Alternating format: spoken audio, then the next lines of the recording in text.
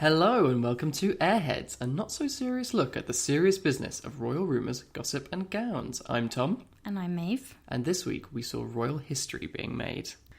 We love a royal first, and this has got to be one of my all-time favourites.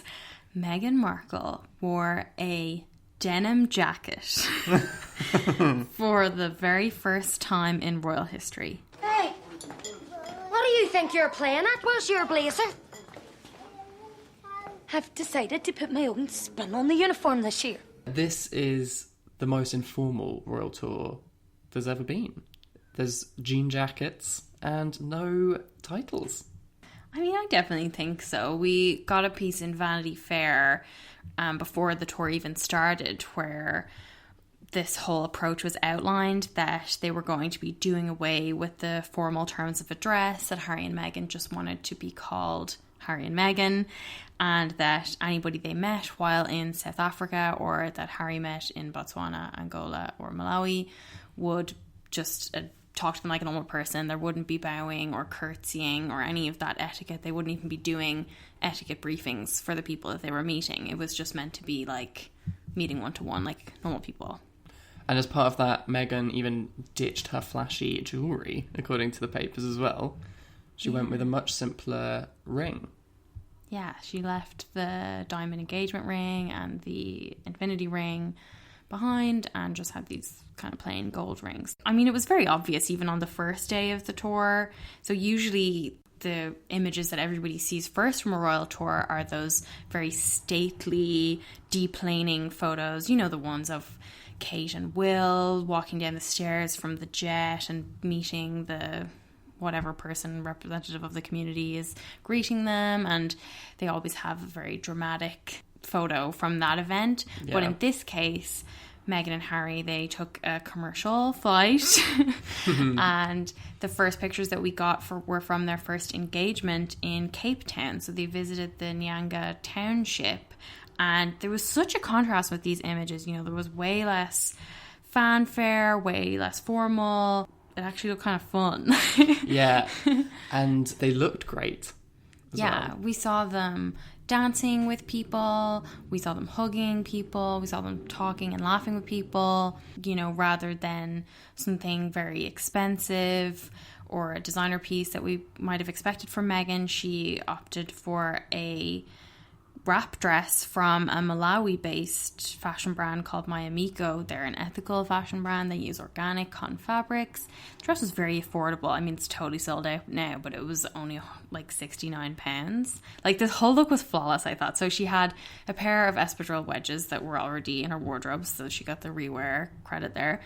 And then she had a very slicked back ponytail, down to business, very practical. And then to add to it, she had a little beaded bracelet that had justice written on the beads.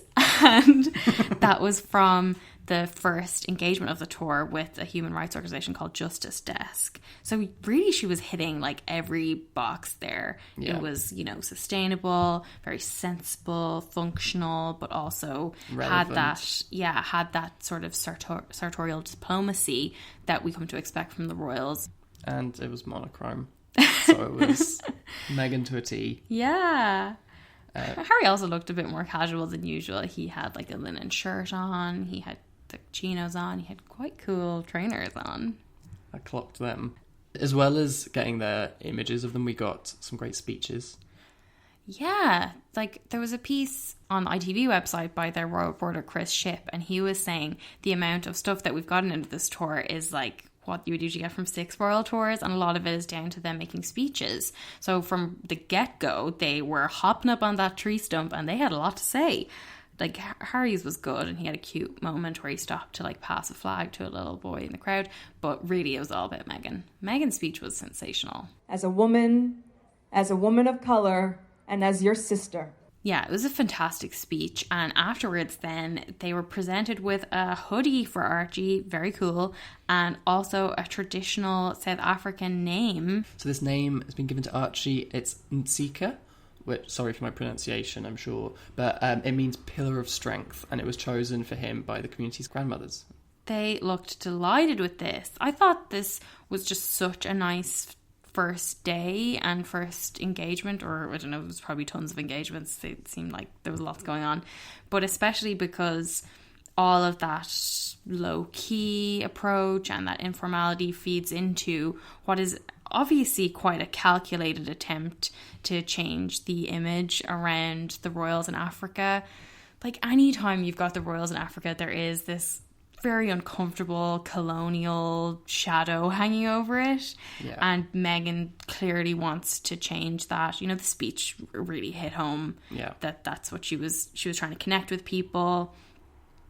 And, you know, she wanted people to be talking about the diversity of having the first biracial member of the royal family, talking to people on their level. You know, forget about all that problematic stuff from the past. Yeah. Let's move on. I think what's so amazing about being here today is you can see there's so much good happening in the world, and there's so much positivity and all this diversity and inclusivity. The royals do have such a dodgy history. Even the younger royals, like Will's 21st birthday had an Out of Africa theme where people dressed up as like Tarzan and a banana. Fucking hell. And even the way they talked about it more recently, they have this real othering, exotic way of speaking about Africa, like removed from time and untouched by modernity. It's always an escape for them. That kind of narrative completely ignores the fact that there are so many people living their actual lives there. Yeah. And I think that, you know, this tour has been about trying to focus on people living in Africa. Definitely, because usually they go to the more rural areas in countries like Kenya or Namibia. But in this case, especially with Meghan's 2 solo engagements, she was meeting with female business leaders and working mothers. I loved when she visited Mothers to Mothers, a charity in Cape Town that trains and gives work to mothers with HIV, that they're all sitting in a circle on chairs, and then she got down on the floor and she was like, I can't be the only one sitting down here. And they all got down as well, and they were like playing with their kids, and she gave them some of Archie's old toys and like the Invictus baby grow that doesn't fit him anymore and stuff like that. It was a really nice moment. The kind of main criticism that came out of the early couple of days was that we didn't get to see Archie properly, but they really nailed his first official outing because they took him to see Archbishop Desmond Tutu. This was a really important meeting for Meghan anyway, from what we heard from people close to her, but then to have Archie there as well just made it like an absolutely historic moment, and she totally pulled it off. We saw her and Harry walking to meet him with Archie in her arms. They had a little video on Sussex Royal where Harry was saying, Arch, you're going to meet Arch. Very, very sweet moment. And then also, obviously, Meghan was well aware of the significance of having Archie's first royal tour being in South Africa and introducing Archie to this Archbishop, the Nobel Peace Prize winning activist who fought against apartheid. You know, there's so much meaning here, and the photos out of this are so incredible. You can't deny the power of those pics of Meghan and Archie and the Archbishop like holding Archie's little hand. Like, oh yeah, it really helped with the whole image that they're kind of putting forward for this tour, because the Archbishop had eyes only for Archie. Yeah, I love that video where Harry's just sort of awkwardly hanging around waiting to greet them, but they're so enamored. Yeah. The Archbishop and his daughter both totally smitten with Archie. Adorable. The unusually tall Archie. I know. When Harry did get to chip in at one of his other events, he revealed that Archie is unusually tall for his age. So we got 2 incredible details about Archie on this tour. One is his, you know, striking height. And the other is that, according to Meghan, he's an old soul. I am an old soul. I like old music and old movies and even old people. I knew he was going to be an old soul. I am obsessed with this. Meghan just gazing into this, not even 5-month-old baby's eyes and just recognizing in him he is an old soul. Because I imagine Meghan is an old soul as well. And so she's probably thinking about, you know, what past lives did they share together? What kind of wrongs did they right together? I love that she still has that kind of like wooey part of her that she's not going to hide. Oh, no way. And I liked that Archie wasn't going to let his mum upstage him, he also made a royal sartorial first by wearing dungarees to meet an archbishop. Great outfit choice. Oh, yeah. Perfectly echoes his own mother's strategy in terms of it being a sustainable, I mean, in as much as you believe H&M's promises of sustainability in their Conscious collection, but it was from the Conscious collection, which purports to be eco-friendly, made from organic cotton, and also a pretty modern little choice in contrast with those very old-timey traditional outfits that we see on the Cambridge kids. Do you think this is his Everlane jumpsuit? It's going to be a staple. I hope so. And what a perfect choice for that picture that is going to get immediately framed and put up on the mantelpiece in Frogmore Cottage. We've got to talk about the Princess Diana callback. Oh yeah, they were everywhere on this, understandably. We'll start with Meghan, though, because on a visit to the Awal Mosque, which is the oldest mosque in South Africa, Meghan wore a cream scarf, a headscarf that she wrapped halfway around her hair. So she didn't fully cover her hair, which was obviously chosen as a show of respect while visiting the mosque, but also had, the double duty of reminding everyone of when Princess Diana wore a cream scarf halfway wrapped around her hair while visiting Pakistan in 1996. The pictures from this as well, there are so many close-up shots, like these black and white shots, which, Meghan is immediately ordering, several copies of, my Diana moment. But they were very dramatic and immediately had people comparing Meghan and Diana. Oh yeah, definitely. People love it. I can really imagine Meghan, not able to use Instagram personally anymore, but maybe for Christmas she does those photo books and gives them to friends as Christmas presents. Oh my god, I would love one of those. But she knew that those pictures were going to do really well. They were in all the papers, and they were also really popular on Instagram because people love all pictures of Diana there as well. But I guess the main Diana tribute was obviously from Prince Harry. Yeah, so he headed for a solo engagement to Angola, and he recreated Diana's walk through the minefield there. So the actual place where she walked through the minefield in 1997 is no longer a minefield. So he went to another minefield with Halo Trust, and we got pictures of him with the protective visor and the flak jacket, very similar to what Diana had worn. When Diana did it in 1997, it was such a big deal. She was criticised for trying to interfere with politics and quite controversial. But it had such a huge impact when she did it. She tragically died before she ever saw the impact, but there was a huge boost in international funding to clear the soil, and as well as that, there was an international treaty signed by 133 countries to ban landmines. But when Harry did it, he was again talking about the work that Diana had done and reiterating that it was a humanitarian issue, not a political issue. And he met Sandra Tajika, the woman who had lost her leg in a mine blast and was pictured sitting with Diana very memorably. And I thought that was quite sweet. She was telling Harry that she had felt complete after meeting Diana, and she even named one of her daughters after her. So nice.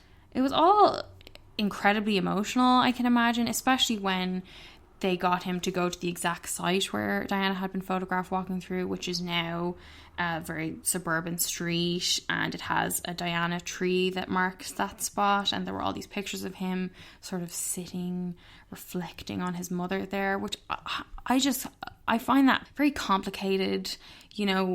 Harry's 35 now, the same age as Diana would have been when she visited, and I feel like it must be quite uncomfortable to have your team trying to engineer this very poignant moment and have so many photographers and press wanting you to retrace your mother's steps and recreate the poses that she did. The kind of walking photo is so exactly spot on with the image of Diana, apart from the fact that Harry is looking directly at the camera, which I think is a little glimpse of what's going through his head, that yes, this is about landmines, but it's also very specifically about his mother as well.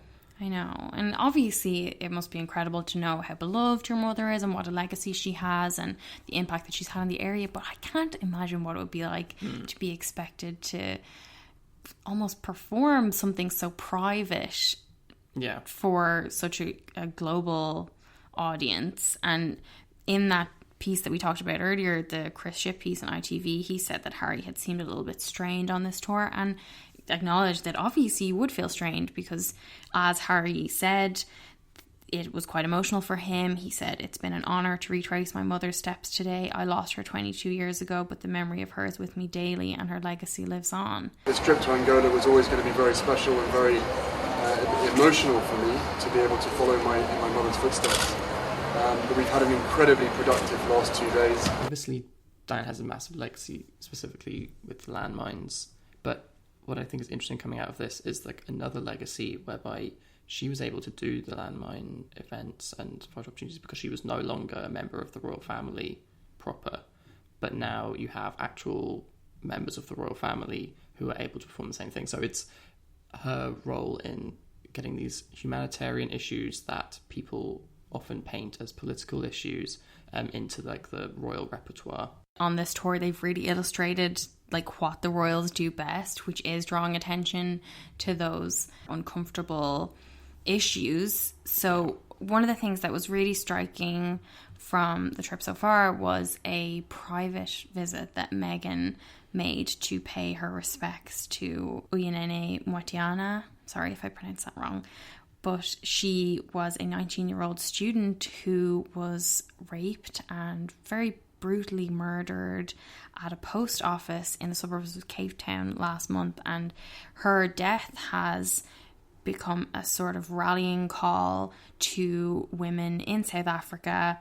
The Sussex Royal account linked to a really good report in The New Yorker by Rosa Lister, who wrote about this hashtag Am I Next movement, and in it she quotes some statistics by the South African Police Service that a woman is murdered every 3 hours in South Africa, that the country has one of the highest rates of rape in the world, and that it ranks 4th out of 183 countries when it comes to femicide, according to World Health Organization. Like, really, really shocking.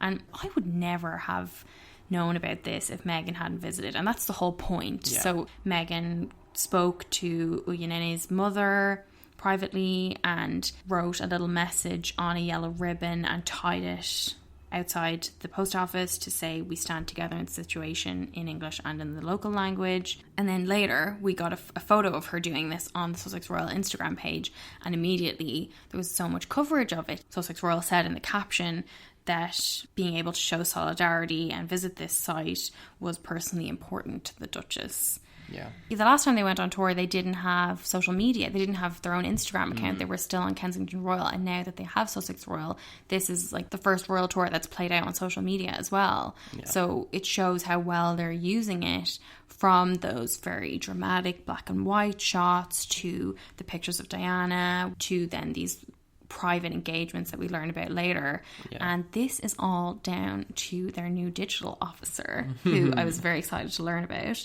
His name is David Watkins. He's 26, very young, and a former Burberry employee who also has a background as an international hockey player. A true Renaissance man. You know, still has some work to do on his copy. The post today that had stunning twice in one paragraph was like a little bit much for me. But I think really they've executed it very well in how they've timed the posts and how we get new posts about Meghan's private engagements during the gaps in Harry's schedule, so they're not competing or overshadowing each other. And overall, like nobody can deny this tour has been a huge success. You have crowds literally chanting, "We love you, Meghan," in the streets. I know. How can you deny that kind of thing? Some parts of the media really tried it though. Like we saw Hello Magazine's cover, and the Mail on Sunday had a magazine today trying to shift the spotlight onto Kate the Great. But even Kate seemed pretty content to downplay her engagement this week. I mean, it was a weird engagement in some ways.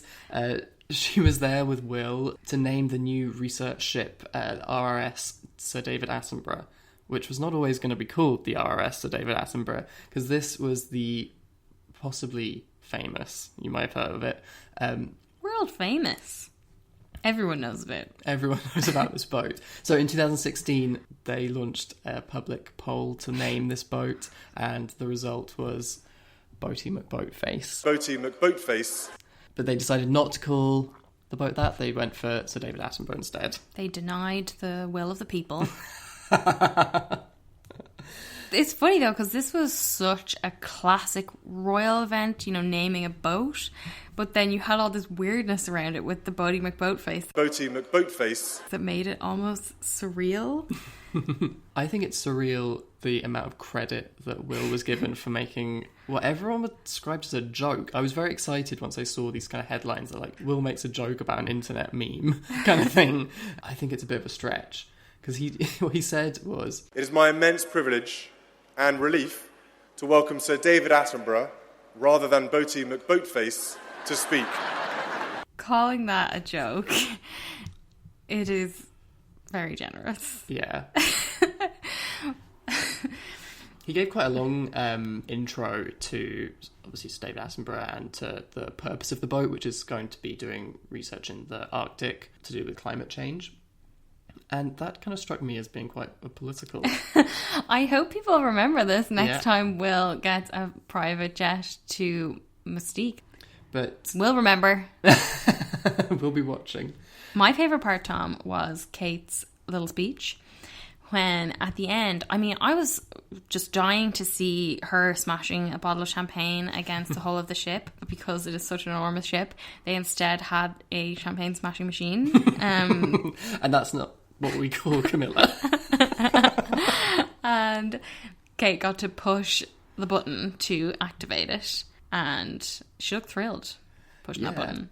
She called out in her most royal voice, "And may God bless her and all those who sail in her." But as we were saying, in terms of Kate downplaying it, I felt like her outfit was just like a screaming, don't pay too much attention to this. Yeah. She was re-wearing a coat dress, an Alexander McQueen coat dress that we've seen 4 times now. Yeah. And lovely dress. Very, very nice. But deliberately dull as a choice. And also it looked like she'd done her own hair rather than had the big blowout. But it wasn't just about the champagne. There were other events, including Will getting a lesson from Sir David Attenborough about some 85,000-year-old ice. There were kids there as well. It wasn't just Will. And Will once again showed how natural and easy he is around children by saying, "What else was around 85,000 years ago? The air in here was breathed by saber-toothed tigers and woolly mammoths. How cool is that?" That's a better joke than the Boaty McBoatface. Boaty McBoatface. The ice is very cool. I liked when Will sat in the control seat and Kate said, "I'll just leave you to it, shall I?" Very relatable moment. Oh, yeah.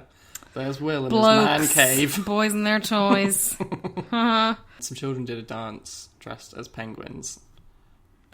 Again, very generous to call it a dance. No disrespect to these school children, but they may want to take some tips from the dancers in the Nyanga Township in Cape Town. Yeah. You wouldn't need a state-of-the-art Arctic research ship to tell you that Beatrice's engagement was going to be announced soon. I know, the Yorks have been putting pressure on old Edo for like 6 months now. I feel like we've had engagement pending for months and months and months, every week basically, and the time has finally arrived because Princess Beatrice is to marry Edoardo Mapelli Mozzi next year. The announcement contained from Beatrice the immortal words that everyone wants to hear. "We share so many similar interests and values, and we know this will stand us in great stead for the years ahead." Similar interests. Oh my god. Sorry, I've just swooned. I was much more into Edo's Instagram post. Didn't know Edo had Instagram. Thrilled that he does. He seems to have a very Tig-ish Instagram. Love it.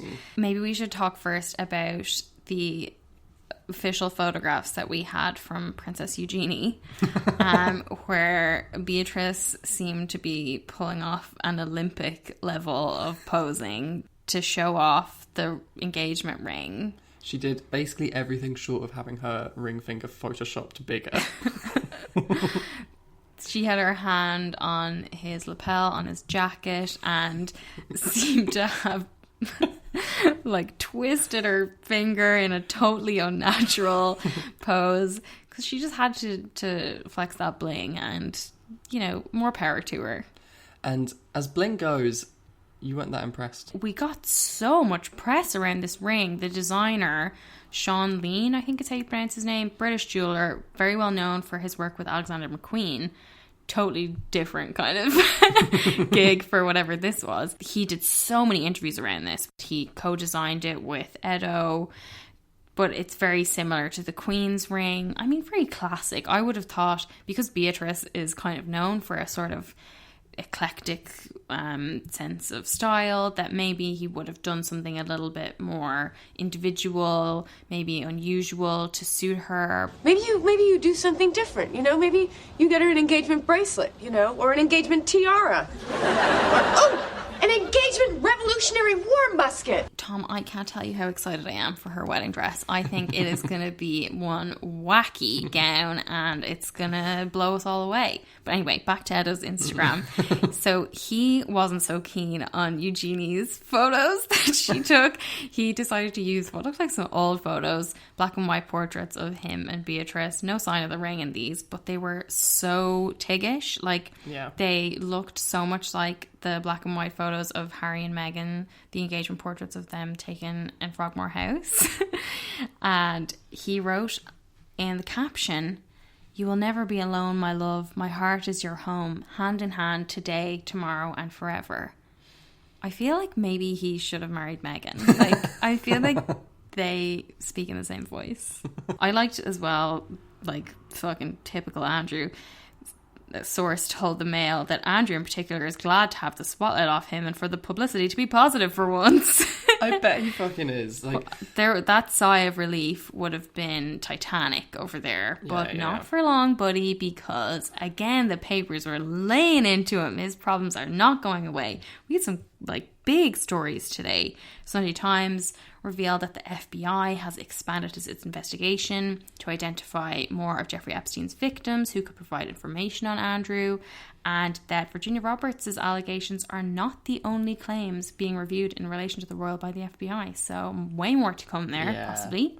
Yeah, and it was revealed that he also has links to Epstein's home in Paris, because the caretaker there, it's just been raided, and the caretaker said that Andrew stayed a number of times, including when Epstein wasn't there.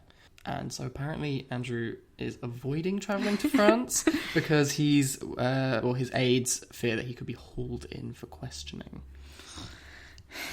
But when the papers went to the palace for further comment, they just pointed to their past statements. However, Andrew has got himself a new communication secretary who's starting next month, and who we learned has a reputation at Westminster as a master of the dark arts. If the Dark Lord has forbidden it, you ought not to speak. It would have been nice news for the Queen, given that she is so fond of Beatrice.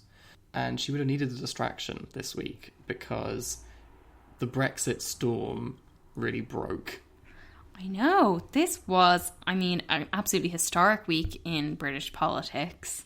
Not going to talk too much about politics, but I do think this is very interesting in terms of the monarchy and the Queen's relationship with Westminster. So Boris Johnson's attempt to have this prorogation was slapped down by our giant spider roach queen, Lady Hale.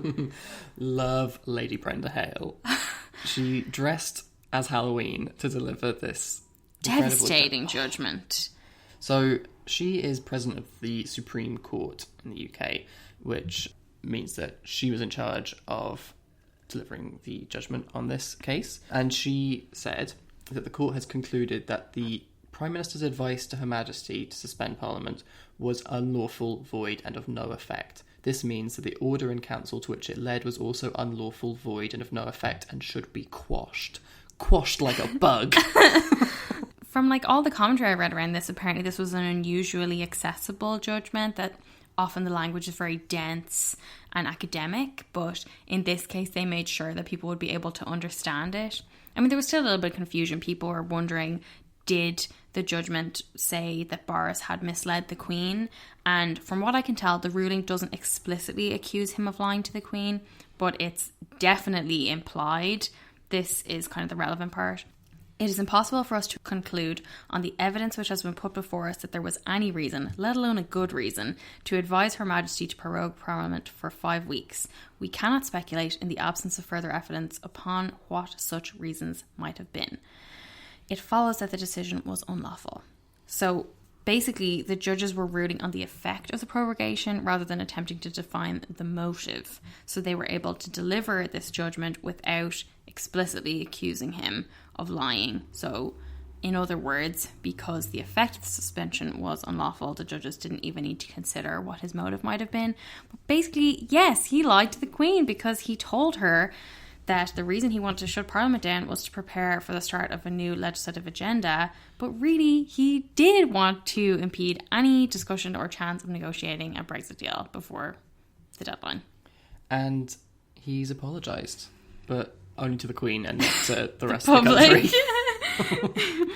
So according to the Sunday Times, he has personally apologised for embarrassing the Queen by requiring her to approve the unlawful suspension of the House of Commons.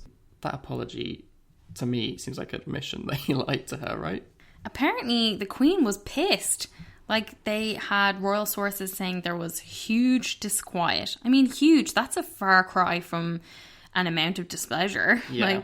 So this was, they said, for the last 5 weeks, you know, even before the Supreme Court ruling came in, that courtiers had been plotting ways to distance the Queen from the whole Brexit chaos. But that Boris called her up on Tuesday, that a source at Number 10 told the Sunday Times that he got onto the Queen as quickly as possible to say how sorry he was. Like, just the cheek of him apologising in private for something that he just, like, straight up refuses to say sorry for in public. There's total distrust now between Downing Street and the government and the Queen. Nobody trusts anybody else. Yeah, they have a source from Whitehall saying about the royals that they are not impressed by what is going on at the very highest levels of the family, while a royal source had this to say, that the Queen's senior advisors are fed up. Fed up. Absolutely fed up. They're really not restraining their language as much as we've seen them do before. Yeah. They're letting loose. But in case you wanted to know how pissed the Queen is, apparently neither Boris Johnson nor David Cameron, who made those revelations about his conversations with the Queen public in his memoir, neither of them will ever get the Order of the Garter, the Queen's highest honour. That a source told the Times, it's difficult to tell which of them they are crosser with, Cameron or Boris, and another said, not in the Queen's lifetime will any of them ever receive the Garter. Ouch. Oh, God. That's how you know it's bad. Should we talk about our quote of the week? I mean, like, quote of the year, probably. Yeah, I can't imagine anything's going to top this, but so it's got to be the line from her speech in Younger, right? Definitely. When she added a personal note to her speech and said, while I'm here with my husband as a member of the royal family, I want you to know that for me, I am here with you as a mother, as a wife, as a woman of color, and as your sister. Very moving, isn't it? Go, Meghan. Yeah, and a great way of just highlighting right at the beginning that this is a very different royal tour. Yeah. But I think we should move on directly to Fit for a Queen, because it's going to be a deep breath. We have had 9 outfits so far on the tour, and we still have a few days to go. So 2 of the outfits are dresses that we had seen on last year's tour, but styled differently, mostly with hair down and different shoes. So that would be the blue Veronica Beard shirt dress, which was one of my favourites from the tour in Fiji last year, and also a striped maxi dress from Martin Grant. And last time we saw it, she was wearing it to the beach, and this time she's wearing it to an evening reception. So it was interesting to see it go from like that very casual to something like slightly more dressy but still informal enough to wear, that kind of dress. But she mainly did it with the hair down and some pretty jazzy earrings. Oh, yeah? Yeah, she had some really jazzy earrings for her meeting with the business leaders, and she wore her Everlane jumpsuit, quite unusual to see on one of the duchesses, and some black stiletto quartz, but it was really all about those earrings. She can really pull off a major statement earring. Yeah. You were a big fan of the denim moment, though. Oh, yeah. I mean, the Madewell denim jacket with white shirt, black jeans. It was so Meghan, also so informal, accessible, and modern. Yeah, definitely. Then there were a few new pieces as well. So when she wore the headscarf to the mosque, she was also wearing a maxi shirt dress from this brand called Stoud, who are a sustainable brand. The dress was made from recycled nylon. And when she took off the headscarf, she put a little pink flower in her hair, which is such a Meghan move. Yeah. Loved that. And then probably the most classically Duchessy of the outfits was when they met Archbishop Desmond Tutu, and she wore a new dress from Club Monaco. She loves Club Monaco, an affordable luxury brand. I think it was like about £400. And it was silk printed dress, unusual for Meghan to have a print, but in navy and white. And then she had the navy quartz and her hair tied back into like a really neat little bun. It was a gorgeous dress and looked really good in the photos as well. And then we had the two private engagements when we saw her paying tribute to Uyinene in jeans again and a little frilly top from Madewell, and then meeting with women in a private meeting, and she had a J. Crew skirt on and a little black top, still keeping in that low-key, informal, unostentatious kind practical. Of yeah. I think one of the things that was really good was how she was wearing clothes that showed her body and the reality of what a woman's body looks like at nearly 5 months postpartum, that just kind of shattering that whole myth of like bouncing back. And it was very refreshing to see, and I know she got a lot of praise from it from mothers, and it's just another case of Meghan, doing things differently. And she made sure to change when she would be going from one engagement to another, because obviously when you have the new pictures, you get new coverage, so you're talking about the engagement more and more, so it's obviously a clever move.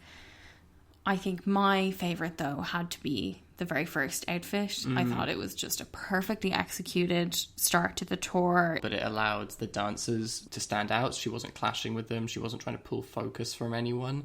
But still, she looked great. Which is all part of why Meghan is my first in line this week. I thought so much of this tour had Meghan's thumbprint on it. Yeah.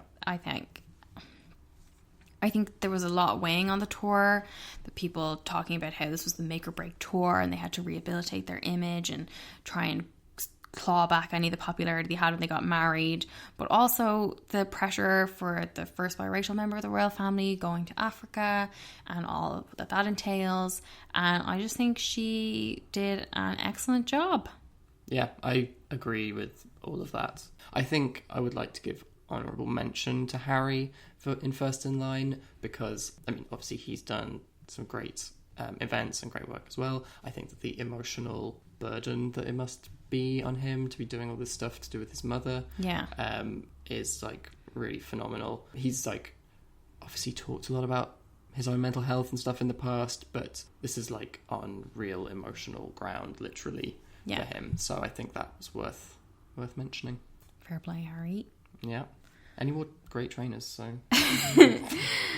Next week, Harry has some more engagements in Malawi before he flies to Johannesburg to meet Meghan and Archie. So we've still got a couple more days on the tour before they fly home. So we will be covering those next week. And we'll also see Kate and Will out on Wednesday at a special event at the Aga Khan Centre. And then the following day, Will is opening the building in Oxford. So let's see what comes out of that. What jokes he makes. Thank you so much for listening. If you liked it, please rate and review us wherever you get your podcasts. You can find us on Instagram and Twitter at AirheadsPod and on Facebook at Airheads. So we hope to see you next time. Thanks so much for listening and have a great week. Bye. Boaty McBoatface